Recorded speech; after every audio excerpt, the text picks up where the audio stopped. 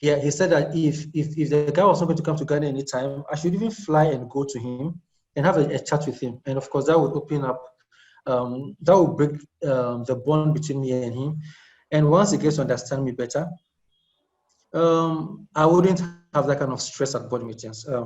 Fast forward, there are things I also had to do at my end. And so if performance is an issue, if you run a business, you realize that the performance of the business depends on the employees or the team you work with. So we had to make some drastic decisions. I fired someone two months ago because she was being wasteful. And sorry to say, but this is someone who has children at home. And you weigh the options and realize that you are putting the whole business at a risk by keeping such a person on board. Fired her. The other team members that had to sit up, put them under a program, continuous monitoring, and of course I had to do the hard work where you have to keep a close eye on those you are working with. You have clear path as to how you want to deliver what you want to deliver. And happy to say that, like as we speak today, the business is doing far better than it was doing even just like 7-8 months ago. And so yes, I was at that point of failure. And I think I just had to realize that based on the stress I'm going through as an individual, I don't want to go to that kind of stress. It is not worth it. And for every problem I face, there are solutions. So it's just very simple things. I talked to someone, he just guided me because he's been through it before. And that was it. As simple as that. So I just took his advice, implemented it, and then I have some peace of mind. Okay, so for you, it was having a mentor that you could speak with, somebody who had gone through that made all the difference. Yeah. Okay, so John, what would you say, in your own opinion, helped you when you failed at something? What was that failure experience? What did you do, and how did you manage it? Where is John is here. Okay. Let me see. Yeah. There we go. Hello, everybody. Good to see you. Hello, Ugochi. Hello. Sena, good to see you, man. Long time no see. All right. So this is about my failure question, right? Yes. Okay, so I don't really have a clear-cut failure experience, but I will tell you something I do consider to be in that light. And that was when I accepted a speaking engagement that I should not have accepted. Right? And I learned a lesson from that. And I'm glad it's like years ago before I became really big. So I was able to learn that lesson in private. And it didn't really bite me the way it would have if that mistake was made today. And so I had accepted a speaking gig based on the money that I was being paid, and I did not do due diligence into the company that was offering that. Turns out it was a network marketing company. Nothing wrong with network marketing. See, Ugochi's face like, oh wow, yeah. So it turns out it was a network marketing company. And I mean, nothing wrong with network marketing companies. There are some of these companies that have been around for a long time. They have, customers and all that. So, the referral came through a friend of mine. I accepted it. I went on there. And because my face was on the poster, people who knew me came and attended and were really happy that I was there. And I spoke, and it gave credence to the network marketing company. And one thing I've learned, especially with the success, I call it success of MMM, not MLM, but the MMM, that money doubling scheme, was that when it comes to money matters, I don't know if this also applies to Ghanaians, because Sena was on the line, but as it applies to Nigerians, especially poor Nigerians or struggling Nigerians, when it comes to money, people are not very rational. They don't really read the fine print. So they are looking for reasons to justify jumping into that opportunity that promises them a lot of things. So me appearing there was a big excuse for that. And so right after I was done, the event was over, they came to me and asked me, like categorically, what do you think about this opportunity? And what I said was, hey, look, you need to do your own research and make sure that this works for you. But they discarded that one, and they took the fact that I was there as a reason to invest in it. And anyway, it was done. I left. I was done, and I think it was like 6 to 9 months later, I saw something on a blog or somewhere that those guys had dissolved and were under investigation, and oh my goodness. I was like, oh, crazy. I mean, it wasn't my initiative, it wasn't my business, but the fact that I was in any way associated with that sort of thing, oh my goodness, it haunted me mentally for a while. I was like, John. It did for a while, but it was a tough lesson, and I learned that. But so that's that. I don't know if it qualifies as a failure story, but I know that it's one bitter lesson I learned the hard way, and I don't think I would have learned it any other way if not from experience. So yeah. So today I'm very careful. I say no to almost everything, and the ones that I do say yes to, I'm very careful. I do my due diligence, and definitely money does not factor into the decision-making process. I think more of legacy than short-term gains. Yeah. Okay. That is my story. All right. Thank you so much for sharing that. That's quite funny and interesting, because money can actually put us in trouble, Yeah. When we've not checked if something aligns with our values, aligns with where we are going to. Because, okay, let me even use this example. So yesterday, somebody actually reached out to me to want me to and I told him I'm even trying to learn a lot about politics at this stage. So I really don't have enough, should I say, knowledge to speak on that. And I know he wants my face on it because he's also going to lend credibility to what he's doing. But I'm also knowing that I have to be careful in terms of making political stands because of where I'm going. So that's the important story. Because we that we build directly or indirectly. I mean, John's story has already said it all. I don't have to explain. Okay, Theo, we are on to you right now. What's your experience in terms of failure? Thank you, Ugochi. Thank you, everyone. Hi, everyone. Hi. Happy to see you, Sena. Happy to see you, John. And everyone can see some beautiful faces. For me, I have made many mistakes, and have had many failures. So the one I want to share with you is when my contract ended.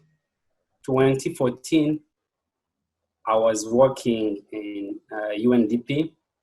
Then I was excited about that employment. Then after 2 years, they wrote to me that they are not going to renew my contract.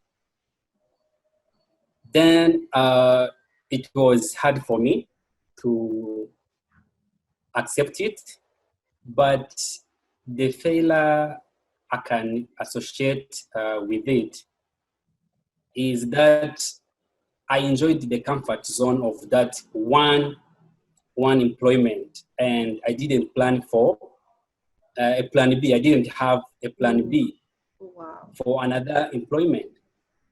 Then for that reason, I spent almost a year and a half working without a contract, without payment, because I didn't plan for exit plan. Then the lesson I learned from that experience is that always don't enjoy the comfort zone of one employment. If you work for yourself, if you are entrepreneur, if you work for government, if you work for NGO, make sure you have at least three occupations, 3 employments. And later on, I have decided not to rely on one job. Then that experience opened my eyes. Then later, I started registering my company, my own company, the side hustle. Then I started also another NGO to give back to the community, to transfer the knowledge. I started participating into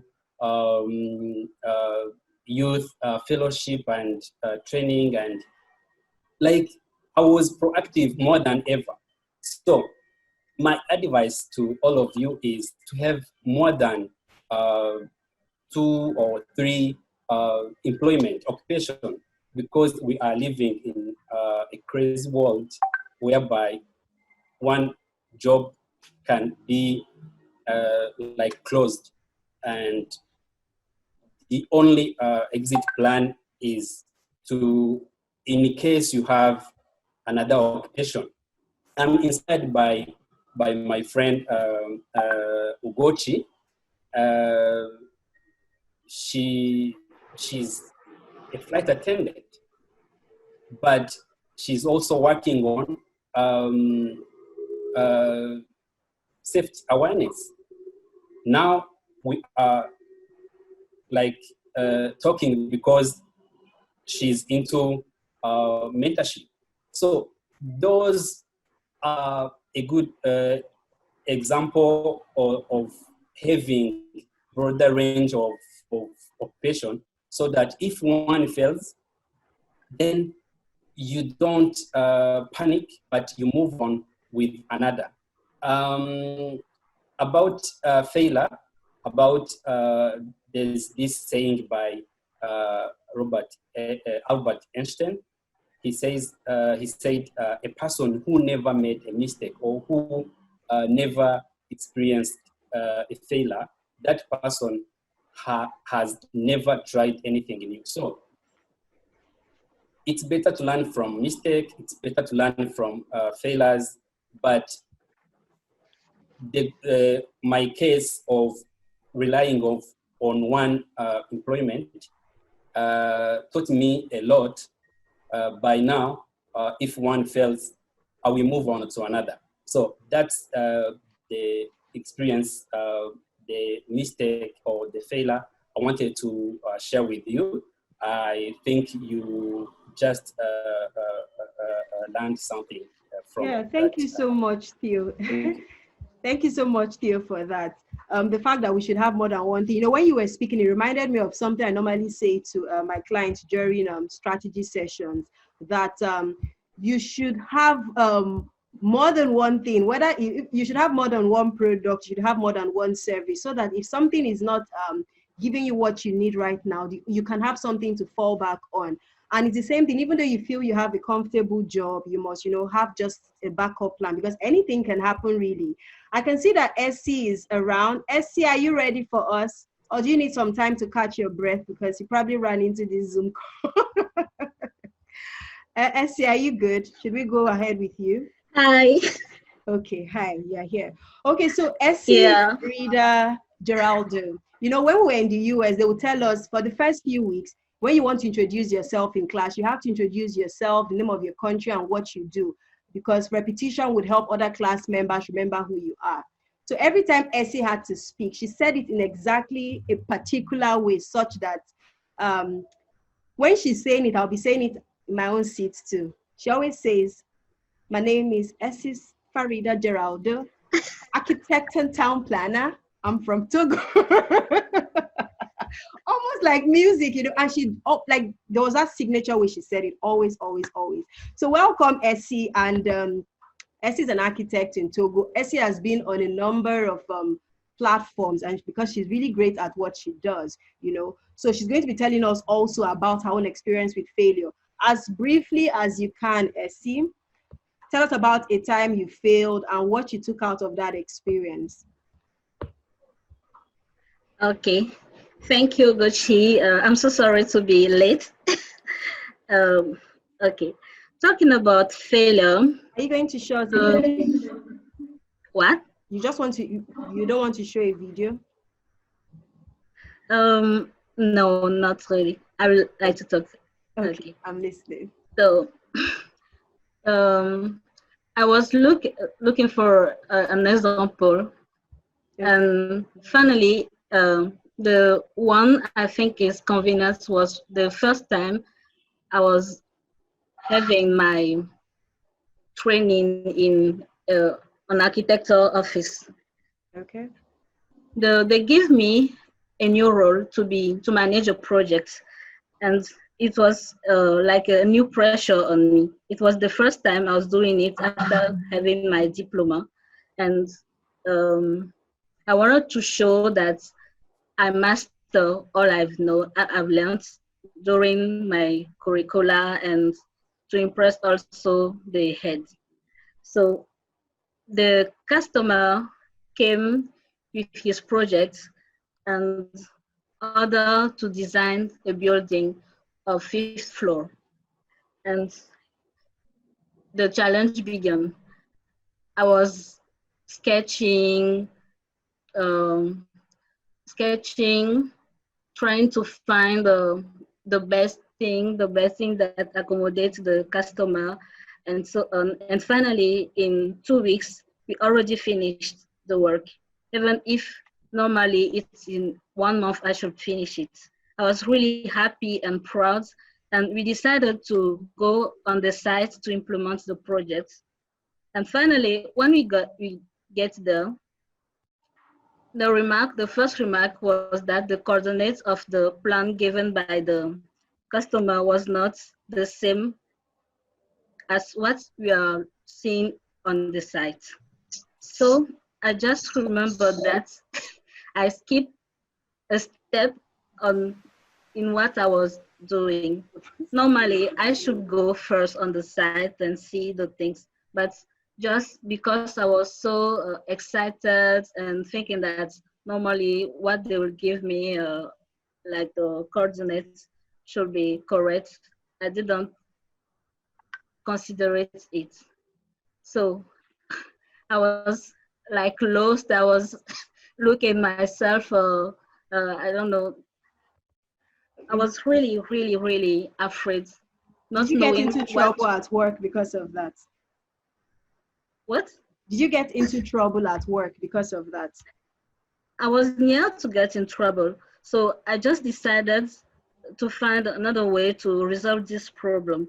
And finally, with the team I was managing, I just explained to them that we have to work again on the project with new coordinates which we have to take on the sites. And I just tell them that I will negotiate with the engineers to work for that, because these engineers are externals, so they have to be paid again. And I was forced to pay by my own pockets. Oh, wow. This person, yeah. And then finally, we work really fast and very efficiently, and finally we arrived to do the project correctly, and I presented to the boss, who didn't know that this thing happened, and he was happy and impressed. Okay, but you had to pay out of pocket. Okay, thank you so much for sharing that. I'll go to John to answer his own question, and then John also has a question from one of the people here on cloud computing. But John, you'll answer this one first. And this question is, for young people who are evolving into new roles, what would you say are best practices to keep them on top of their game? I think that we need to see ourselves as lifelong learners, and that keeps us ahead. We need to also make sure that our networking game is on point, because one of the best ways to learn is from the experience of other people. I mean, you can read books and get education, but the fastest way to learn is from someone who has been there and done it. So if you're evolving into new roles, make sure you're always learning from people, from books, from courses. One of the best things that has happened during this COVID-19 season is the fact that a lot of events that should have normally held live in real life all over the world have been pushed online. And so there are a lot of events where you needed to attend in order to enhance your career that are now online, and most of the recordings are on YouTube. So there's almost nothing that is not out there in this period. I mean, 2019 it wasn't there, but in 2020 there's just so much has been pushed online. And so this is a time everybody can go online and increase their capacity. There's also something called OCW. OCW means open courseware. It's a consortium of top universities in the world that have agreed to make their education free of charge. So you've got MIT, Harvard, Princeton, the top universities in the world. They make their video lectures openly available for free. And that is something that anyone in any part of the world can get access to and increase their capacity. So with a combination of all these things, with even zero cost of learning, one can increase their knowledge and get prepared for new roles in the new economy. Okay, thank you so much for that. Thank you. Sena, we're going to you right now. For young people whose businesses has been hit wrongly at this time, in your opinion, what are some of the practical things they can do to increase revenue and grow regardless?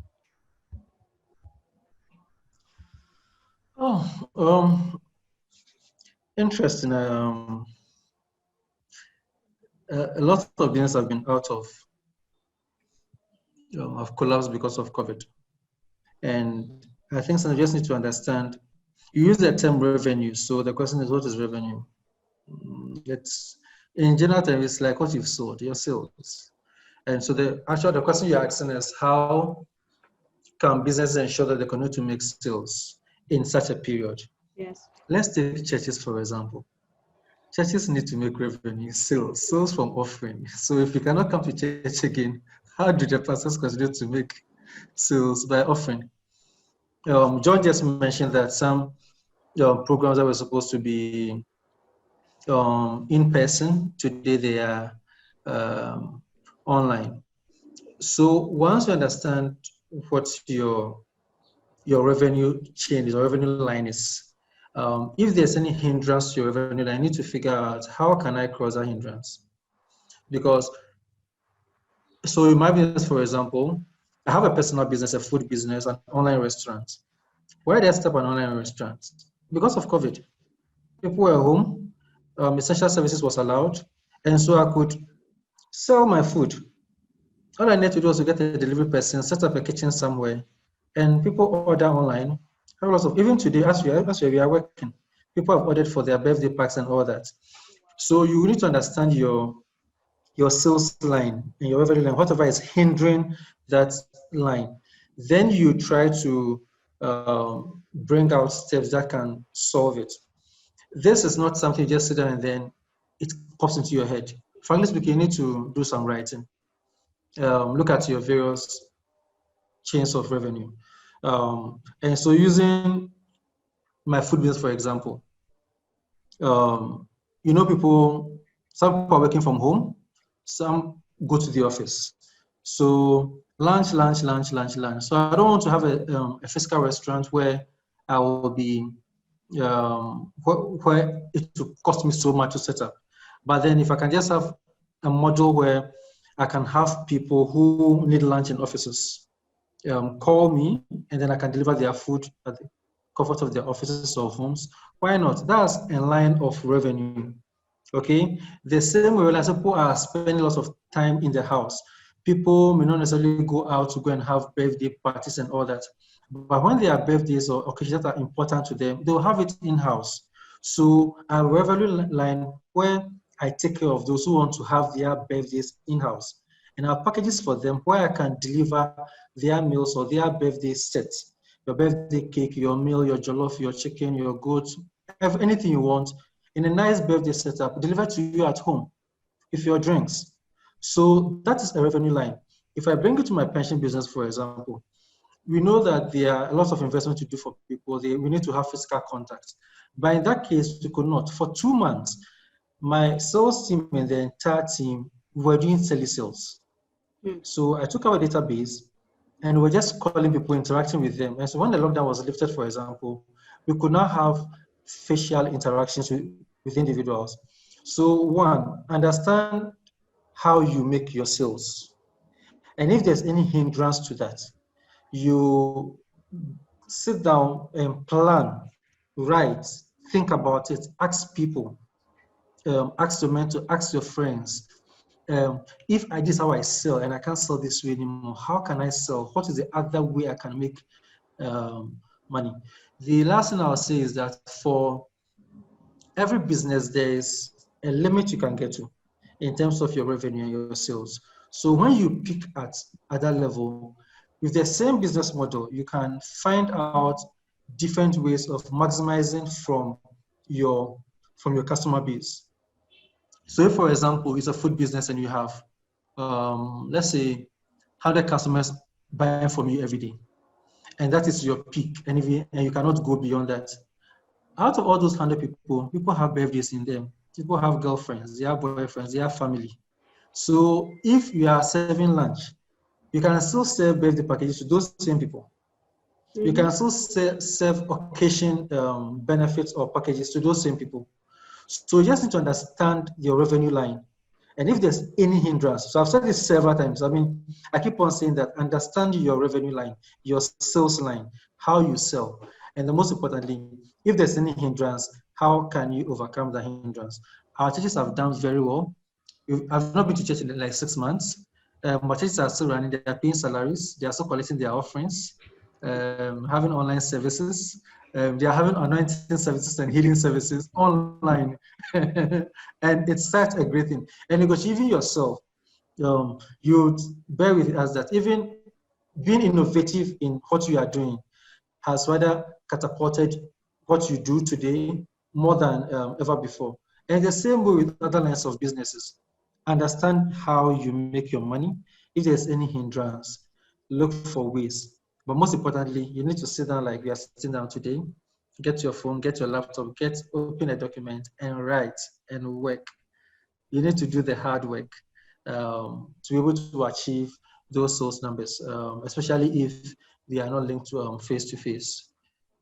Thank you so much for that. I really like that, the fact that you can maximize your customer base, like meal kits, like there's so much more that can come out of the same, the same customer base. Essi, I'll be coming to you again, and I'm happy you've turned on your videos so they can put a face to the name. So Essi, why is it important to have more than one international language in this changing world?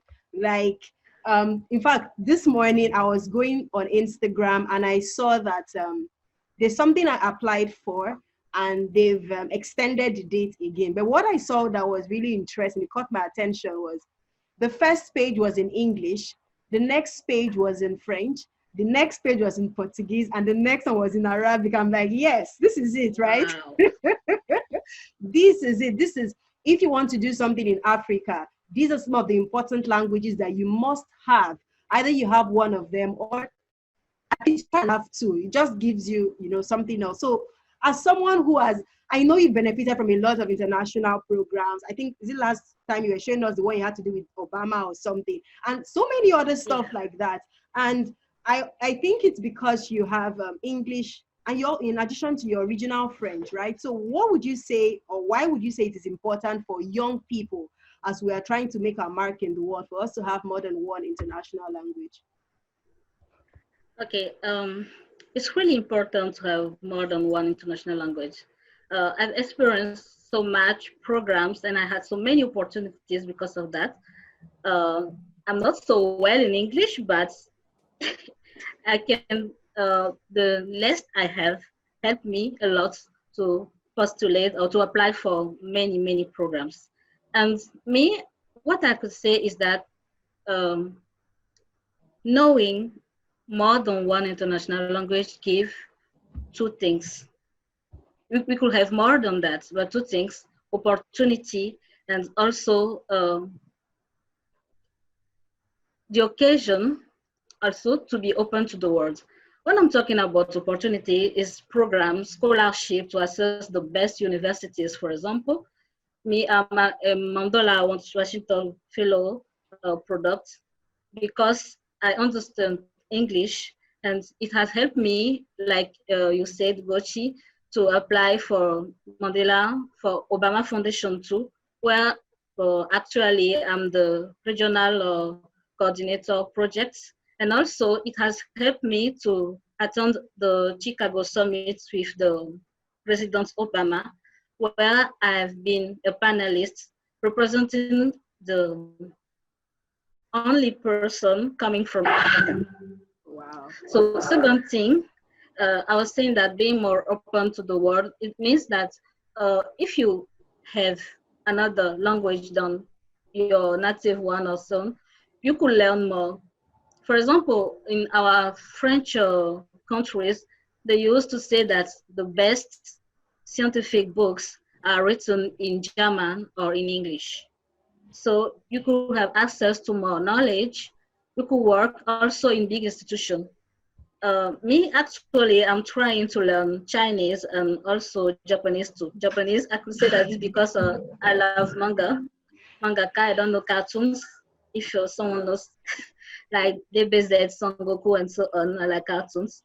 And I was learning other languages because I want to work in big institution, and it's one of the criteria to be hired in this kind of institution. So I encourage everybody to learn more than one language, but also I encourage them to learn their native language because it's important to know where we are coming from, and it's important to learn this language because sometimes it's the thing that is making you different from the other person when you're applying for something, and that is showing your authenticity. Wow. Thank you so much for that. Yes. You know, we're still saying that you can speak English and French, and here you are going to Chinese and Japanese. Like, that is just so amazing. And what I love the most about what you've just mentioned now, and you said our own native language, and I can relate to that because my younger brother works with Google. Okay, he has left Google to another of those big organizations. But I remember that there was a time Google was trying to do something, and Google needed certain phrases in all the different languages.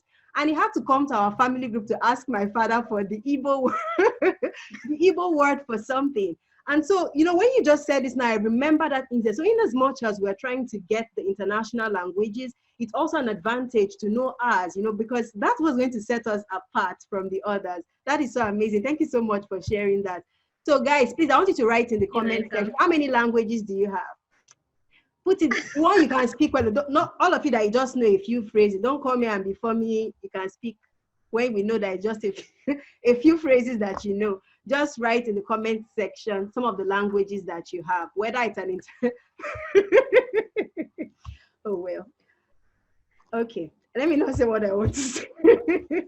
So yes, the international one, and then of course the vernacular. And you know why that was really interesting again to me is last week I'm on the AWEC program, right? AWEC, and we had the chief marketing officer of Google, Nzama Masito, come speak with us. And one of the things he said is, as you're trying to build content to put out there for your business, think of using videos, but he mentioned think of using vernacular. So Essi is reiterating the same thing again, and that's also telling me something because my Igbo is still learning work, right? So this is also telling me that as much as I'm going to learn French, I should also do my homework, sit down, have some classes with my father, and learn Igbo. Okay. Yeah. Edosa is saying raw pigeon. Is there on raw pigeon? Please. Anyway, let's head to Theo. Theo, your question is, yes. The pandemic has made more people switch to working online.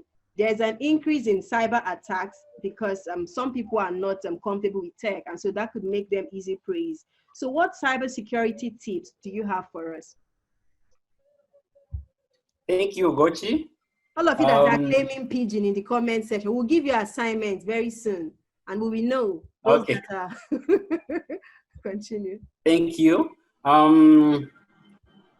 Let me share with you at least three tips. Sena and John Obidi talked about it, about how this COVID period pushed us to work from home, to study from online, to transact online. Like everything now is being done online. And the three tips I want to share with you, maybe if we have enough time, I will share more. First is passwords. Did you know that a primary motivation for hackers is the money? And that money, they obtain it by stealing our passwords. But password or bank details. But the thing is, we have many passwords, or we have one password, but is not strong. And sometimes we use one password for different accounts. So the first tips is to have a strong password, and you should keep your password secret, safe, not giving out to anyone else. Also, make sure you change your password regularly, at least 3 months, and have different password on different accounts. We have our emails, they need passwords. We have social media accounts, they need passwords.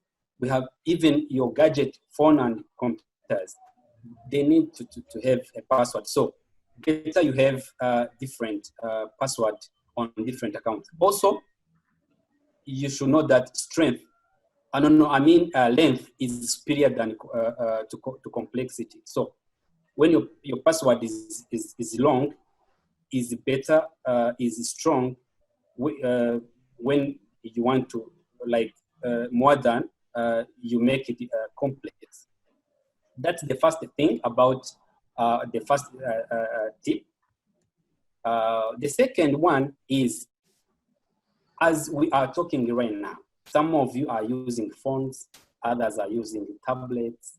I'm using a computer by connecting it to tethering to my phone. So all those devices, all those internet connected devices should be updated to avoid attack associated with known vulnerabilities. You have seen that sometimes we receive notification about new updates, so you should apply them, you should install them.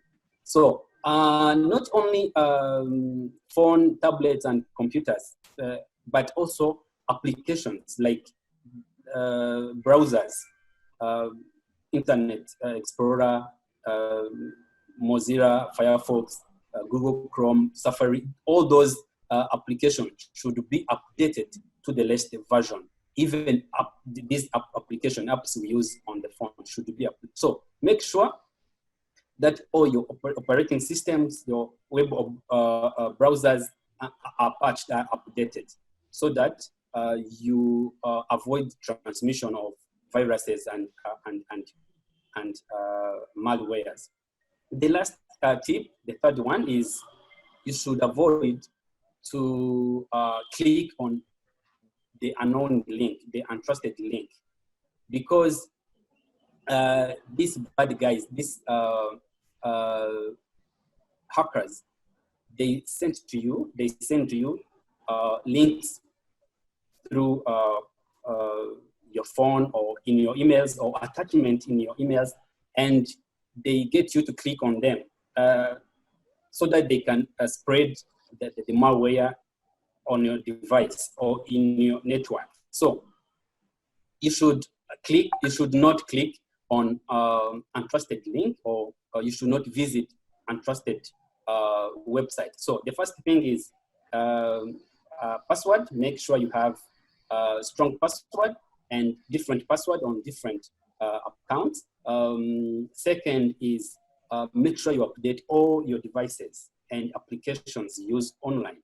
The third one is you should not click on a link or attachment in your emails. Those are the three tips I wanted to share with you while you are working from home to be safe. Thank you. Okay, and thank you so much for that, Theo. You said 3 months, change password every 3 months. Like, that's a lot. 3 months, for real? Yes. Oh my God. Okay, thank you so much for that response. It's time for you to ask your questions in the comment section so that John would know what exactly he'll be responding to. And then if you have any other question for the speakers or for me, this is the time to ask them that question. Thank you so much, Sena, John, Essi, Theo, for being here, for answering our question. And thank you, Lucy. Lucy is here. Lucy is also from Tanzania. Thank you, Lucy, and for I saw coming. Amani. Yes, Amani is here too. Lucy is a pharmacist, yes. And thank you. So where are the questions? While we're waiting for your question, based on your responses on the Telegram group, next month we're going to have someone come to speak to you on networking, personal finance, possibly impact. Now, while we are waiting for that person to come and speak on social impact, my coach, DDK, is starting an African Masterclass series tomorrow, and it's free, that you can take advantage of. The website to register is africanmasterclass.org. I think someone has written that in the comment section already. So we are waiting for your questions, and someone is asking all of you what motivates you. And if you can give us one-liners, because we're about out of time, just one-liners of what motivates you. And then after that, we'll go to further questions. Okay, there's a question here for John, and there's another question for Essi. So let's start with what motivates you. One-liners, please, as short as possible. What motivates you? Me, what motivates me is just I like sharing my experience for people, to inspire them and to help them grow. Okay. One line. That was very brief. Thank you for that. I like that. Everybody take a cue from Essi. Who's going next? Ugochi. The only person that calls me Ugochi.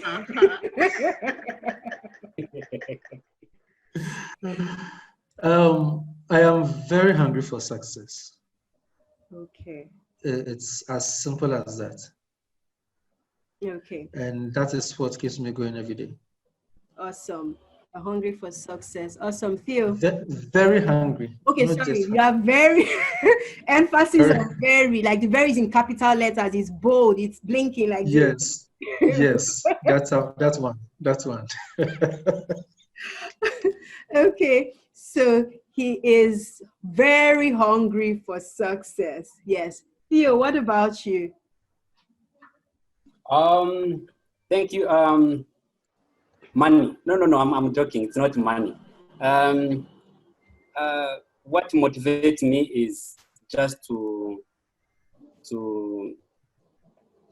leave a legacy, like to share what I have, to make impacts, to not only survive and for my own, but to be influencer to others. Like, I know I don't have many things, but the few I have, I need to share with others so that I can help them go through the life know the way I did.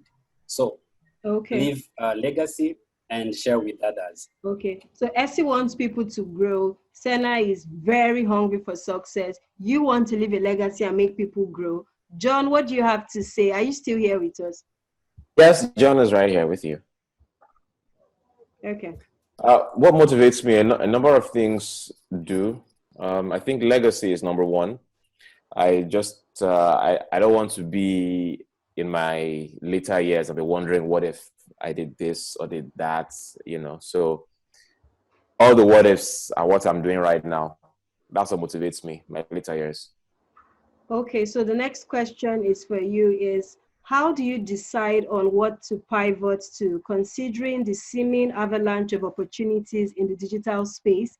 And this question is from Namdi. Is that for me? Yes, please. Okay. So I think the best practice is to pivot to something that helps you leverage your existing skills. For example, I do a lot of webinars and online events like this.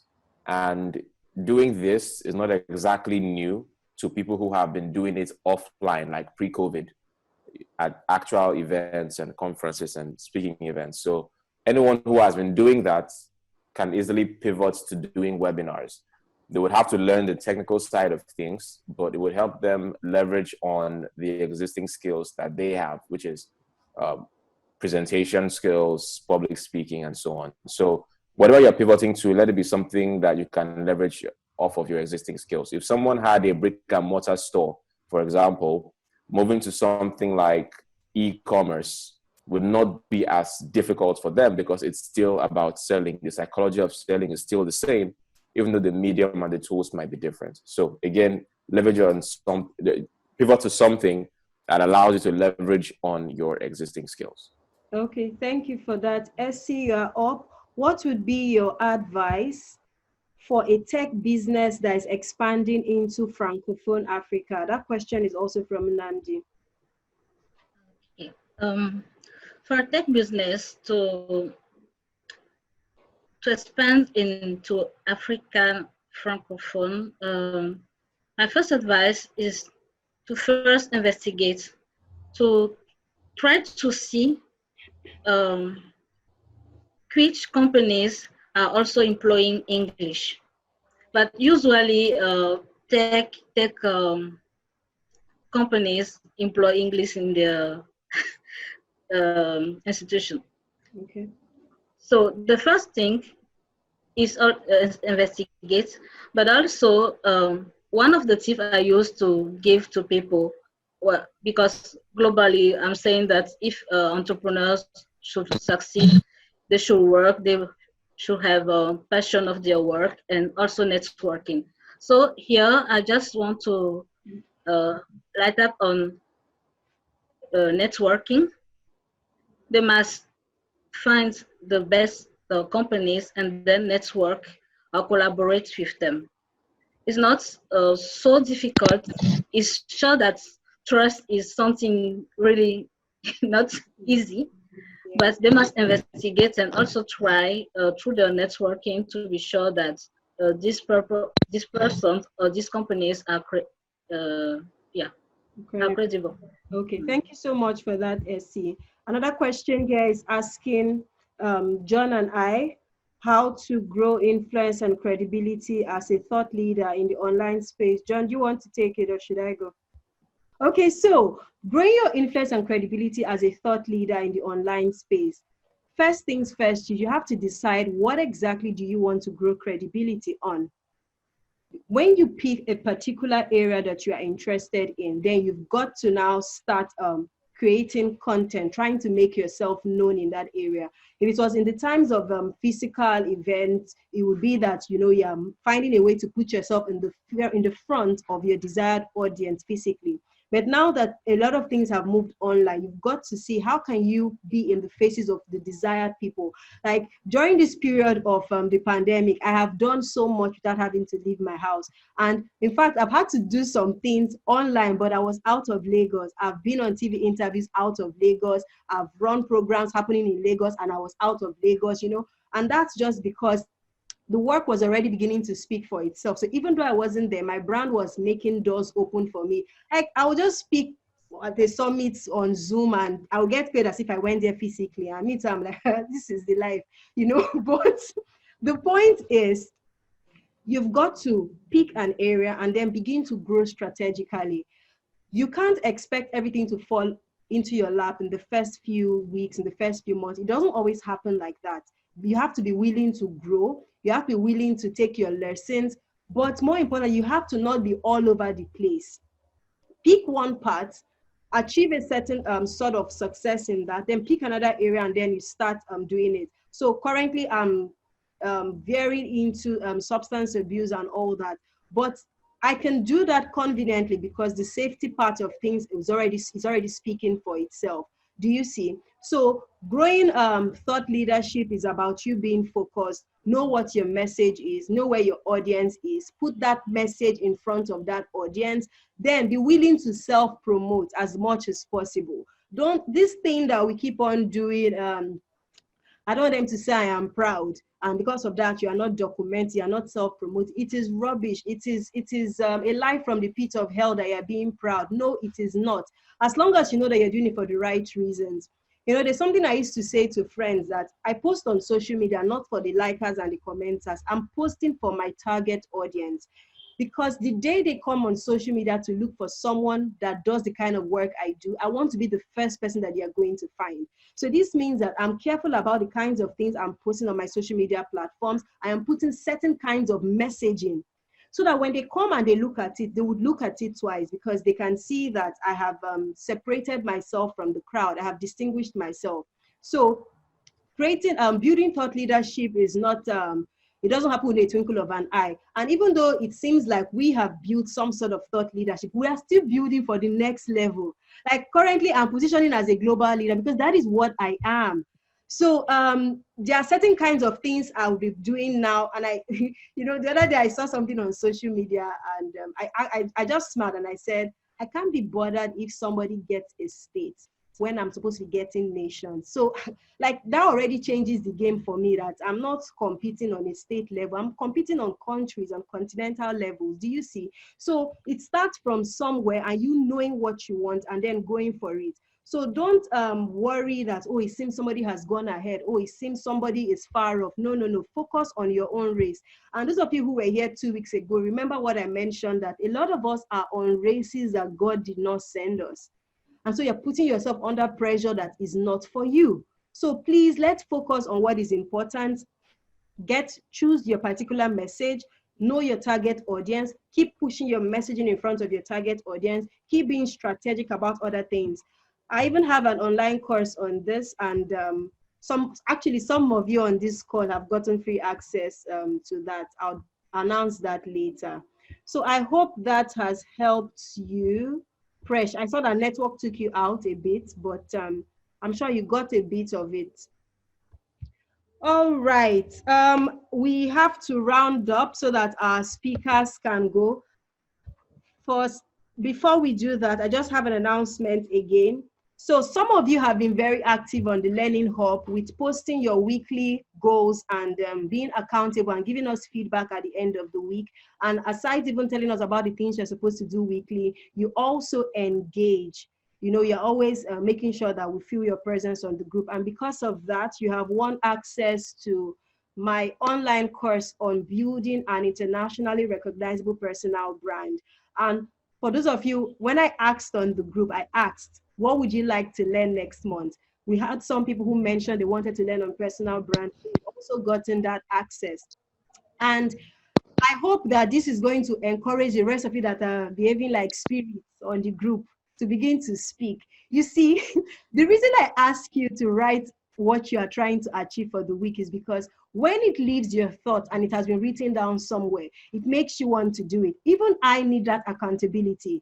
This week, for the past 3 weeks, God gave me clearance to do a project, but I was stalling. It's actually in my to-do list, but I was just stalling on not doing it. But some days ago, I had to tell my coach, okay, so God has given me clearance to do this, that. And she said, what are you waiting for? Start doing it. And I said, that's actually why I didn't tell you, because I know that if I tell you, you're going to push me to do it. And guess what? The very next day, I started working on it.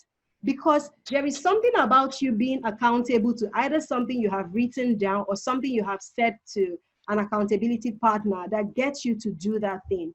So every week, by the end of the week, my to-do list is almost ticked off. Almost everything is done because I want to be a responsible person that says I'm going to do something and then I get ahead to doing it. So when I'm asking you to put what you're trying to achieve on the group, it's actually not for me, it's for you, because the fact you have written it on Saturday and you're going to come and tell us the next Saturday how well you have progressed, it does something to you. It makes you want to tick everything off. So Abisola has gotten that package. Abisola, Amarachi, Ruth, Ann, and Chidera, they've gotten slots into that online course on building an internationally recognizable personal brand. And then Edosa has gotten it. And you know why Edosa has gotten it? Edosa has just been an amazing person. You know, just yesterday, we were having the graduation ceremony for the first batch of facilitators we have trained who are going to be visiting some rehabilitation centers in Kaduna and training them on digital skills. And he said something during that session. He said, the first time I went to visit the boys at Oregon, they were a bit laid back, you know, they didn't want to talk and all that. But I remember something that you did the times I have followed you to go and at your various speaking engagements, how you would try to make things funny and make everybody relax. And I did that with the boys and it worked. What that said to me is that Edosa is someone who learns and implements. He's not just someone that learns for learning's sake. And one of the things I have said here over and over again is don't just be the person that you are getting knowledge and you are not using it. You've got to be seen using it because it is what you use that is going to become a part of you. So Edosa, I know you didn't know this was going to happen, but you've gotten access. You've gotten access into that course. So by the end of today, I'll get the links and you guys be able to access that course. So please, next time when I ask questions on the group, answer. Maybe tomorrow I'll come with car keys. You know, you never can tell. The way God will, the way God will do it, you don't know.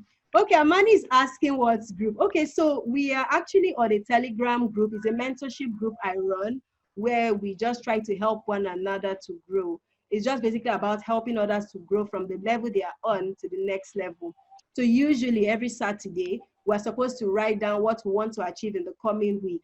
And then by the next Saturday, we would say the ones we achieved and why we didn't achieve the other ones, and then make a plan for the next week. Yeah, so that's what we've been doing. Okay, so if there are no more questions, it means we can end this, right? If this has been a valuable session for you, please say something in the comment section so that I'll be certain that we didn't just waste your time this Sunday afternoon. So I'm waiting for your comments. I'm waiting before we go. So thank you so much, Essi. Thank you, Theo. Thank you, Sena. Thank you, John, for making our time to be here this afternoon. I know that you're all very busy people, but still, you decided to come here and share with the members of our group. We really appreciate your time and we do not take it for granted. Yes, so Ruth says, extremely valuable. Thank you so much for sharing your stories. Enid says, thank you. John says, thank you for having me. C also says, thank you. T says, time well spent. Adugo says, I learned so much. Awesome. So like is our usual practice, at the end of this session, I would like you to go back to that Telegram group and write your takeout from this session and what you're going to begin to implement in the coming week. So in the absence of any other thing, we'll be ending this right now. Thank you all so much for coming. I really appreciate you. I appreciate your time. Thank you, thank you, thank you. So my ASU guys, I'll see you on the other side. Sena, you know how we do it. John, I'll also see you on the other side.